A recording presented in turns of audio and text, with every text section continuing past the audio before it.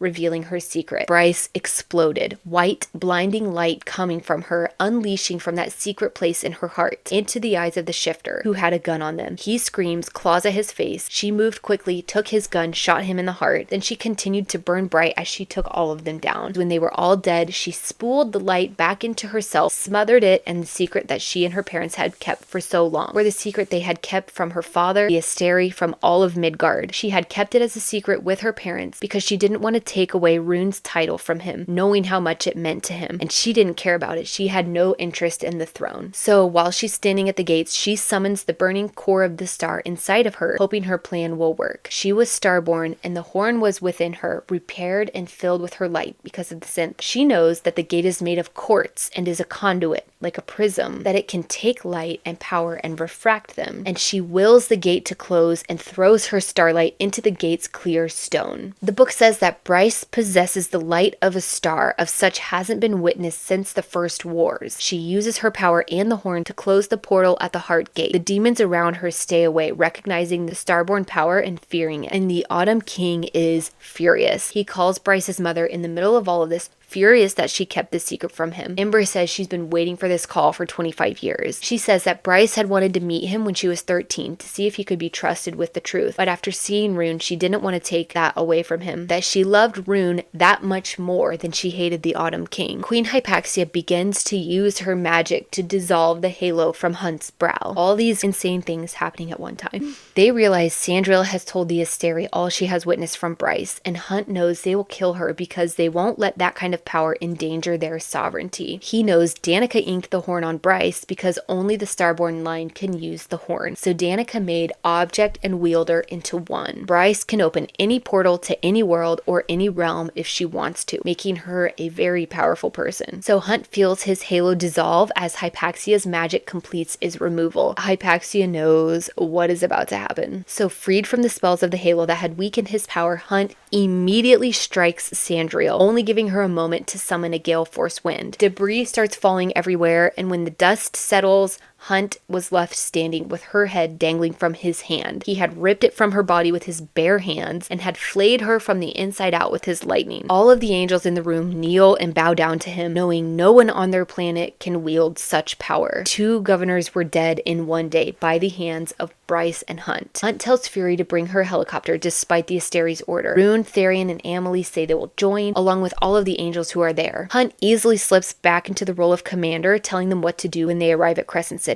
Hunt rides in the helicopter because his wings still aren't strong enough to fly again. And Fury tells him that Bryce had been a ghost for a long while and that he had brought her back to life. As they're flying, they see Asterian Guard Imperial tanks headed toward the city. Hunt thinks they're going to help, but then they realize that they are armed with brimstone missile launchers and that they're planning to decimate anyone and anything still outside of the bomb shelters. The brimstone missiles are bombs of pure magic made by the Asterian Guard. They're a combination of angelic powers of wind, rain, and fire hyper-concentrated into one entity and bound with first light and fired through machinery intending to destroy wherever they struck. They're also laced with powers to slow healing to make them even deadlier, even for the Vanir. Hunt watches as the tanks stop at the border of the city and fire their first missiles. Bryce saw the brimstone missile incoming and sprinted to take cover in a brick building, but she's stuck there with her leg pinned beneath a pile of concrete and iron. Hunt realizes there is no hope if Bryce is hit by another missile. He also knows he can't fly, and he tells Fury to take the helicopter as high as it can handle. He jumps out of the helicopter, tucking his wings tight, a one-way ticket, knowing it would be his last flight. He sees Bryce in the next round of brimstone missiles and knows that the missiles will land too close to her, so he splays his wings and his lightning erupts as he throws himself over Bryce. Bryce doesn't know how she survived the second brimstone missile. She knows that she should be dead from it, but then she sees a gray feather and she starts to realize what happened. She turns and she finds Hunt completely decimated around her. He had shielded her from the blast, and his legs were gone, his right arm was gone, he had a hole through his back where his wings used to be, and that he was alive but only barely, and that he had no chance of surviving. Fury and the helicopter had also crashed from the blast of the brimstone. They landed in Moonwood, and Rune tells them he's going to Bryce. Bryce is telling Hunt that she believed it all happened for a reason and that it wasn't for nothing. She just keeps repeating it to him, and then she has a plan. She goes to the gate, puts her hand on the dial pad, that's a communication device for anybody else on the other side, and she begs for someone on the other side of one of the gates to answer her, that she wants to make the drop and she needs an anchor on the line. She knows that when she makes the drop,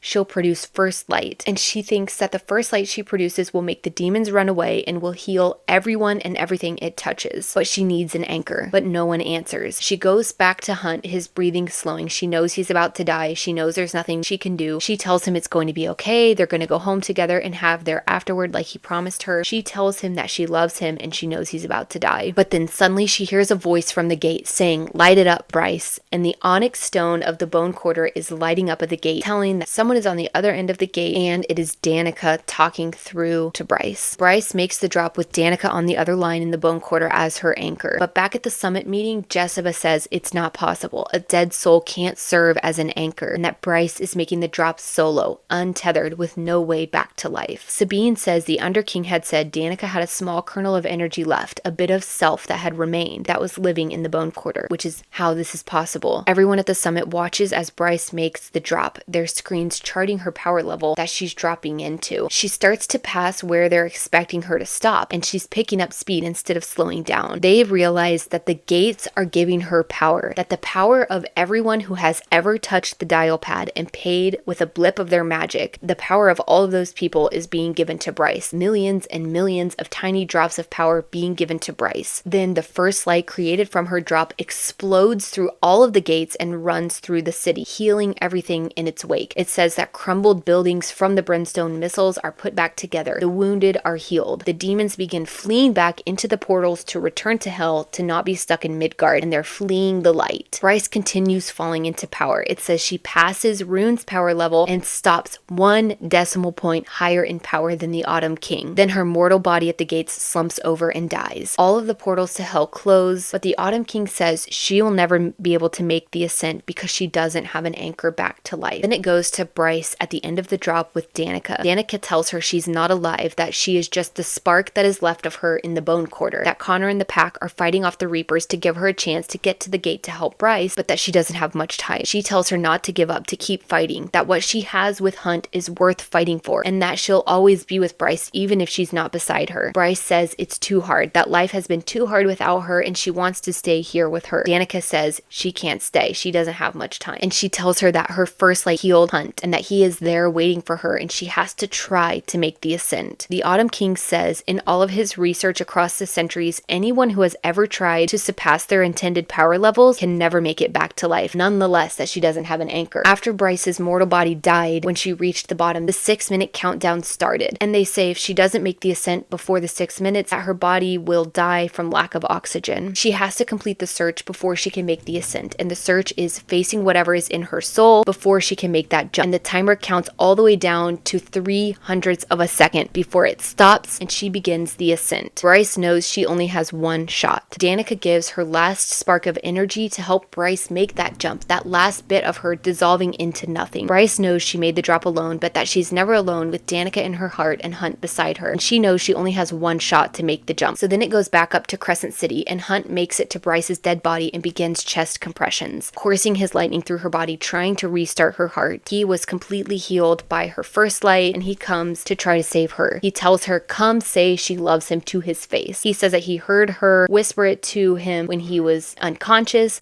and that she needs to come say it to his face. Bryce knows Danica gave what remained of her soul for that initial rocketing ascent, that the roar she emitted was one of challenge and not pain. She could feel the surface nearby, and she used all of the power that she felt to get there. And then she heard Hunt's voice and his challenge to tell him to his face. She could see him fighting to keep her heart going. Hunt didn't know how long she had been down. He saw the first light blazing from the gate and knew someone making the drop had generated it. Then he saw her body and knew she had done it to heal everything and seal up the portals. He didn't know or care how Bryce was bringing up this much power. He could sense her power as she was coming. He also didn't know how she was making the ascent alone, but he didn't care. He had gone through everything, so he could be right there where he was for Bryce. He sent one one more shock of lightning into her heart and tells her that he's waiting for her. And it says, as if she heard him, Bryce exploded into life. So she comes back and she realizes she's surrounded in light coming from her heart. She vaguely registers that they're kneeling in the old square with Hunt's wings surrounding them. She immediately realizes that the halo is gone, the witch tattoo no longer on his forehead. So she runs her fingers over the tattoo and he wipes away her tears. She asks if he just called her a coward for not saying that she loved him to his face. And she says, too bad the first light didn't turn you into a decent person. So they laugh together and they're already joking. And then everyone who had sheltered from the demons and the bombs begin coming onto the street. Bryce says she feels her new power, that it's strange, like a well beneath her. She feels like it belongs to her, but not only to her, that it belongs to all of them, since it was gifted to her from a combination of all of their powers when they paid the gates to use the dial pad. And then she stands together with Hunt to face the world. Bryce and Hunt go back to her apartment. They stayed in the old square for a couple of minutes before people began spilling from the shelters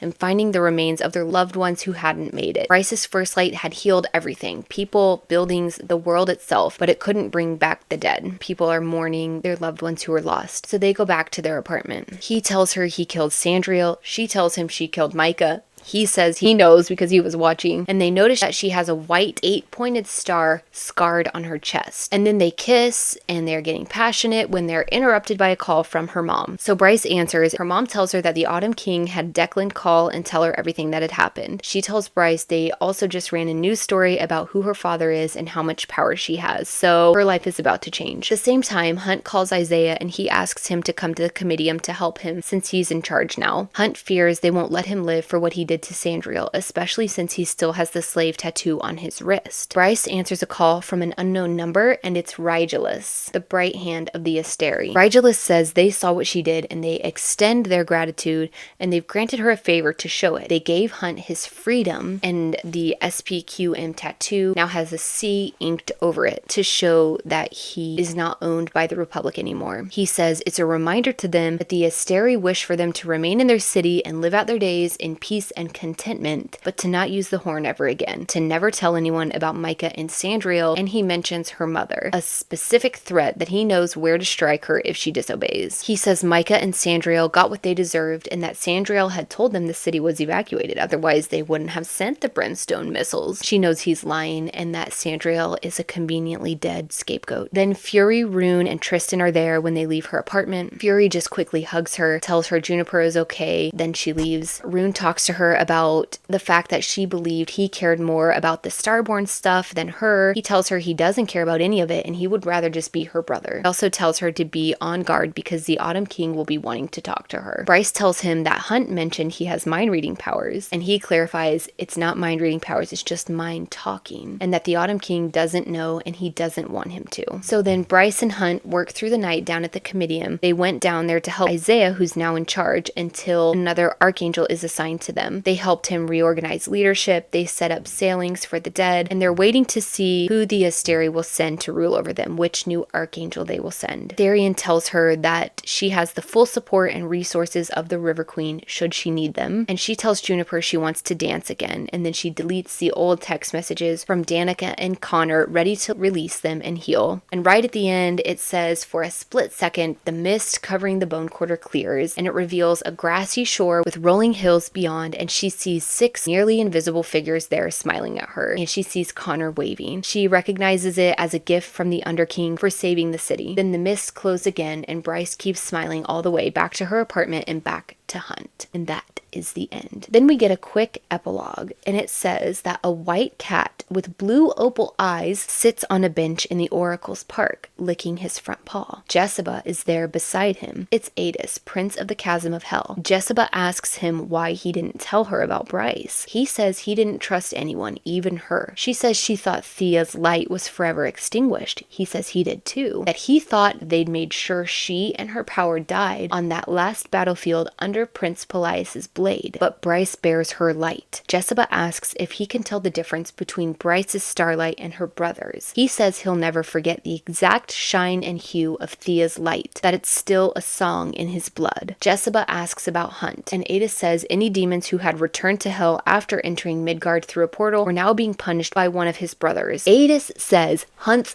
father would be proud. He says Jessica is allowed to disagree since she knew the male best. He asks about the library. She says it's already been moved. Jessica tells him not to mess them over this time. He doesn't plan to when things are about to get so interesting. And then he fades into the space between realms. And we're like, what?